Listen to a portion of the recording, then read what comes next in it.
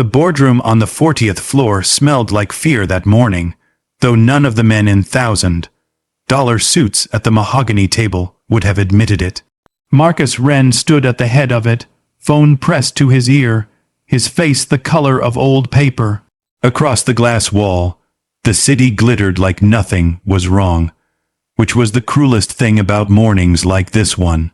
Then the door opened, and a man in a gray uniform walked in pushing a cart of cleaning supplies, and everything stopped.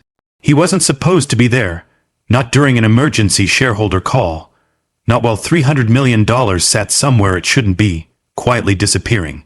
"I need 5 minutes," Walter Kane said, "and then you can decide whether to have me arrested or thank me." The room froze. Near the window, a young analyst named Bryce Calloway let out a short, disbelieving laugh. The same laugh he'd used 100 times walking past Walter's mop bucket. Nobody laughed with him this time. What none of them knew was that Walter Kane had once sat in rooms exactly like this one, on the other side of the table, catching the kind of fraud that could sink a company before anyone smelled smoke.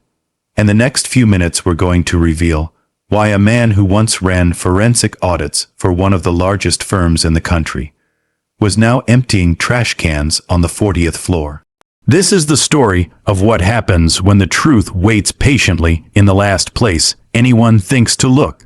Before this goes any further, tell me in the comments, have you ever watched someone dismiss a person they didn't understand? Someone hiding more strength in history than anyone gave them credit for? And if stories about quiet dignity and truth finally getting its due mean something to you, stay with me and consider subscribing. 12 years earlier, Walter Kane had been someone else entirely. He wore suits that fit like they'd been poured onto him, walked into rooms where 9-figure deals were decided over coffee that cost more than most people's lunch. He'd built a reputation the slow way, chasing inconsistencies, a number that didn't reconcile, a signature that appeared a fraction too fast. He had a wife, Elaine, and a sharp-tongued 12-year-old daughter named Nora, and he believed, the way people believe right up until the moment they don't, that the life he'd built was solid ground. Then a managing partner named Curtis Boyle was caught running a private placement scheme, and when regulators came knocking, Boyle built a paper trail that pointed somewhere other than himself. Walter's forged signature appeared on approvals he'd never given. It took federal investigators 18 months to clear him completely, 18 months of frozen assets, reporters outside his house, and a professional community that had already decided his guilt. By the time the truth came out, the firm was gone, and so was every door that might have hired him. Elaine, exhausted by years of suspicion that wasn't hers to carry, took Nora and moved away. She didn't leave out of anger. She left out of survival. Nobody hires a disgraced forensic accountant, even a cleared one. The janitorial job at Wren Tower was the only interview in 11 months that didn't require an explanation, only a start date. Walter sewed his own name tag because he couldn't afford the embroidery fee, and told himself it didn't matter what anyone in that building thought of him. He'd already lost everything worth protecting his pride for. But pride doesn't disappear. It waits in the corners, the way dust waits in places nobody thinks to check. For 3 years, Walter kept his head down, so invisible that people stopped lowering their voices around him at all. He heard everything and used none of it, until, 4 months before that boardroom morning, he found a report in a recycling bin on the finance floor, and the old instinct in him sat up and paid attention. The numbers were wrong in the way only someone trained for years could see. A vendor account, routed through a shell company, processing invoices for services nobody could describe. $62 million over 3 years, buried inside routine costs, like a splinter under skin.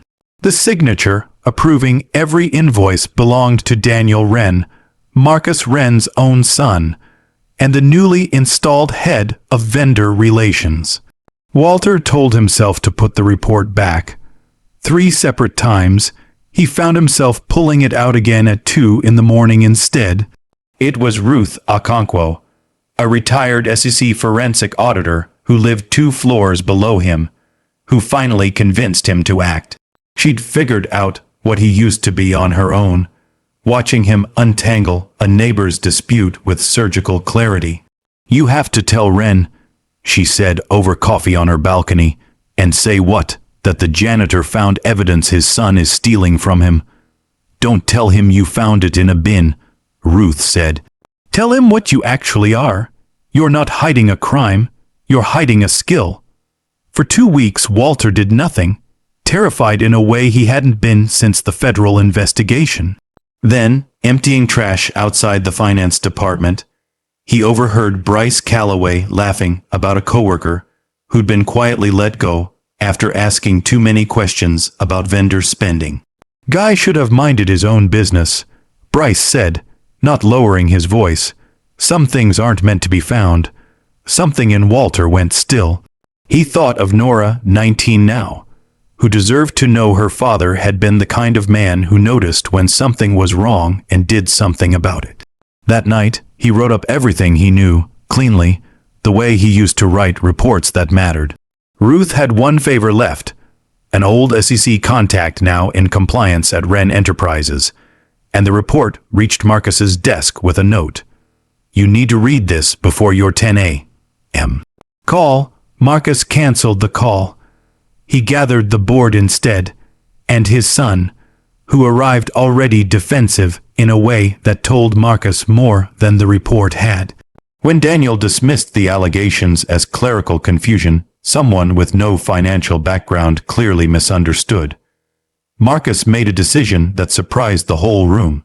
He asked for Walter Kane to be brought upstairs. "I need 5 minutes," Walter said, "and then you can decide whether to have me arrested or thank me." He laid out the shell vendor, the invoice patterns, the metadata pinning the fraud's start to the exact date. Daniel took over vendor relations. "This account has processed $62 million for services with no verifiable delivery," Walter said. "The vendor's registered address is a mailbox rental facility 11 blocks from this building." "You're going to take the word of a janitor," Daniel started. "He's not a janitor," Marcus said, cutting him off with a quiet, terrible steadiness. "He's Walter Kane, former head of forensic accounting at Halden Cross Financial, fully exonerated after a colleague forged documents in his name. I knew who you were, Walter. I just never thought. Ask why you were pushing a cart instead of running an audit committee." By the end of the meeting, Daniel was placed on leave pending investigation, one that would eventually uncover nearly $90 million funneled out over 4 years. Walter took no satisfaction in watching it. He'd lost too much to fraud himself. What he noticed instead, in the weeks after, was quieter than revenge but felt something like justice. Bryce Calloway and the analysts who'd mocked him for years now answered, in a manner of speaking to the man they'd dismissed.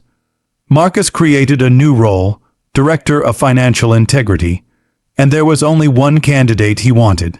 Eventually, Bryce knocked on Walter's open office door. "I was out of line," he said.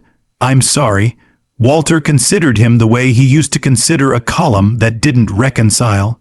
"Apology accepted. Now sit down. I could use someone with sharp eyes on the audit team, if you're willing to learn how to use them." The last piece took longer to repair. Walter wrote Nora a letter, plain and unguarded. 6 weeks later, she called instead of writing back. "I saw the news story," she said, "about you. I should have told you the truth a long time ago," Walter said. There was a long pause. "I'd like to see you," Nora said finally, "if that's still something you want." It was, Walter told her, the only thing he'd wanted in a very long time. Months passed. Walter's department grew. Marcus made his position permanent. Nora visited on a Sunday in spring, met him in the lobby of Wren Tower, and hugged him the way she used to, when she was small enough to be lifted off the ground. "Everyone here talks about you like you're some kind of legend," she said, half laughing, half something closer to tears. I'm not a legend, Walter told her. I just never stopped being able to see what other people missed. It took the world a while to need that again. In an office with his name properly printed on the door, Walter's old title still sat framed on the wall beside his new one, not a reminder of what he'd lost, but of what had never actually left him, even in the years nobody else could see it. The truth doesn't need to be loud to be undeniable. It only needs someone patient enough to keep looking. Long after everyone else has stopped believing there's anything left to find.